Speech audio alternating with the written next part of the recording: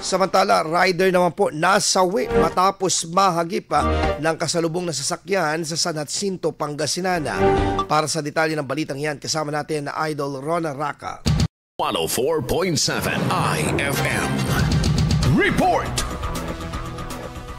Tumilapon sa 15 metrong layo mula sa pinangyarihan ng insidente ang lalaking nagmamaneho ng motorsiklo sa San Jacinto, Pangasinan. Ito ay matapos maganapang head-on collision sa kasalubong nitong sasakyan sa kahabaan ng barangay Santa Maria sa nasabing bayan. Sa panayam ng IFM Nasigupan kay San Jacinto Police Station, Deputy Chief of Police, Police Captain Philip S. Belli, naganap ang insidente habang binabagtas ng dalawa ang magkasalungat na direksyon sa nasabing National Highway.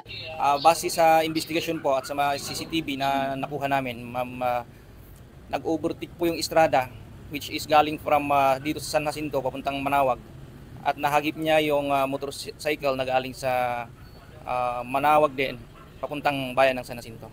Dahil sa tinamong mga matinding sugat sa katawan, nasawi ang driver ng motor. Ayon kay Belli, nagkaroon na ng kasunduan sa pagitan ng dalawang panig.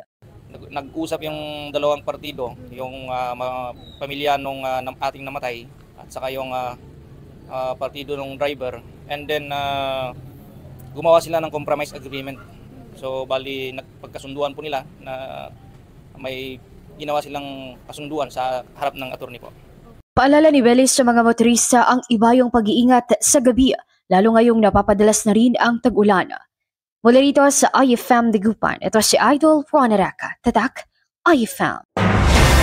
IFM News. IFM News. IFM News.